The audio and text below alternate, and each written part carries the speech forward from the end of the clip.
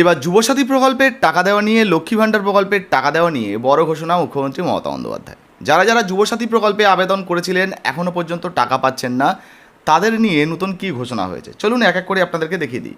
আচ্ছা, অন স্ক্রিনে আপনাদেরকে এবার আমরা একটা প্রতিবেদন দেখাবো, যে প্রতিবেদনে কিন্তু এই যুবসাথী প্রকল্পে যদি আপনি আবেদন করে থাকেন বা টাকা পাচ্ছেন না বা যারা নতুনভাবে আবেদন করবেন ভাবছেন, তাদের জন্য বড় খবর রয়েছে।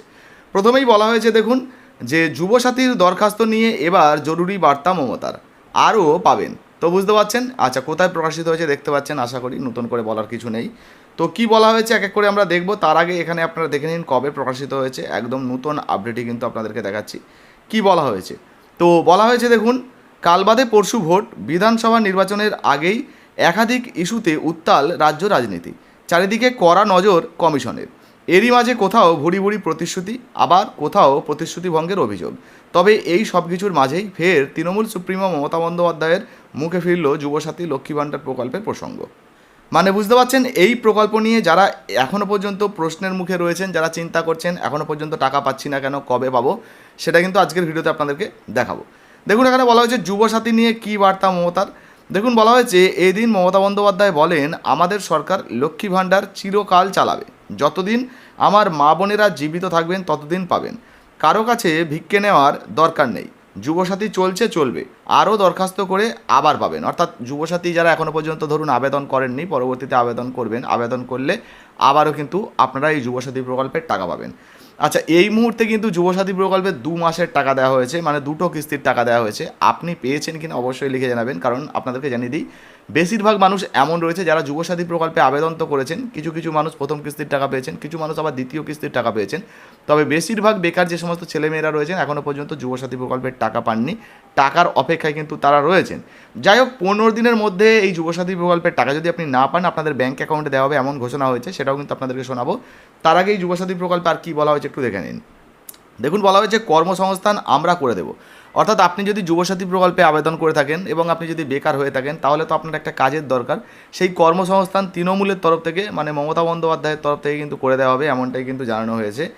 এখনও যারা কাঁচা বাড়িতে আছে তার পাকা বাড়ি করে দেবো। অর্থাৎ যদি আপনি কাঁচা বাড়িতে বসবাস করেন তাহলে 1,20,000 টাকার পাকা বাড়ি কিন্তু আপনাকে করে দেওয়া হবে, অর্থাৎ আপনার মাথার উপর ছাদের ব্যবস্থা করে দেওয়া হবে, এমনই কিন্তু জানানো হয়েছে। এখনও যে বাড়িতে জলের কল পৌঁছায়নি আমরা পৌঁছে দেবো। তো বুঝতে পারছেন, জল থেকে শুরু করে একাধিক সুবিধা, মানে একাধিক সুযোগ সুবিধা কিন্তু তৃণমূলের তরফ থেকে দেওয়া হবে, এমনই কিন্তু ঘোষণা করা হয়েছে। তো এটা কিন্তু একটা প্রতিশ্রুতি ছিল, আর এই প্রতিশ্রুতির মাধ্যমেই কিন্তু জানানো হচ্ছে যারা যুবসাথী প্রকল্পে আবেদন করেছেন টাকা পাচ্ছেন না, তাদেরও ব্যাঙ্ক অ্যাকাউন্টে টাকা দেওয়া হবে। তো এই নিয়ে অভিষেক ব্যানার্জি একটা বড় ঘোষণা করেছেন যে আপনি যদি যুবসাথী প্রকল্পে আবেদন করার পরেও টাকা পাচ্ছেন না, তাহলে চিন্তা করবেন না, যুবসাথী প্রকল্পের টাকা মে মাসের 4 তারিখের পর 15 দিনের মধ্যে আপনাদের ব্যাঙ্ক অ্যাকাউন্টে ঢুকে যাবে। তো তিনি কি বলেছেন চলুন একটু দেখিয়ে দিই। যুবসাথীর ফর্ম যেদিনকে ফিল আপ করা হয়েছিল, যারা ফর্ম ফিল আপ করেছেন কোনো মতে টাকা পাচ্ছেন না, আমি কথা দিয়ে যাচ্ছি, আদর্শ আচরণবিধি চলছে, এখন নতুন করে সরকার টাকা ছাড়তে পারে না। 4 মে ফল বেরোবে, 15 দিনের মধ্যে যারা বাকি রয়েছেন সবাই যুবসাথীর টাকা পাবেন, কেউ বাদ যাবেন না।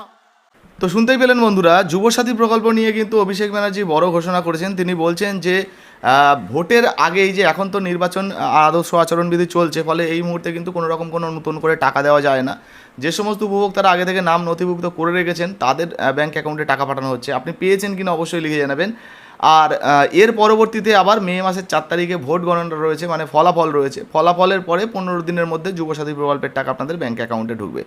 তো ভিডিওটা কোনো রাজনৈতিক প্রেক্ষাপটে দেখবেন না, যে সমস্ত গুরুত্বপূর্ণ তথ্যগুলো, আপডেটগুলো আপনাদের সামনে উঠে আসে, মানে আপনাদের জন্য উঠে আসে, সেগুলোই আপনাদের সামনে তুলে ধরার চেষ্টা করি যাতে সাধারণ মানুষের ভালো হয়। তাই ভিডিওটা নিরপেক্ষভাবে দেখবেন, আমরা কোনো রাজনৈতিক দলের সঙ্গে যুক্ত নই, কোনো রাজনৈতিক দলের প্রচার করছি না।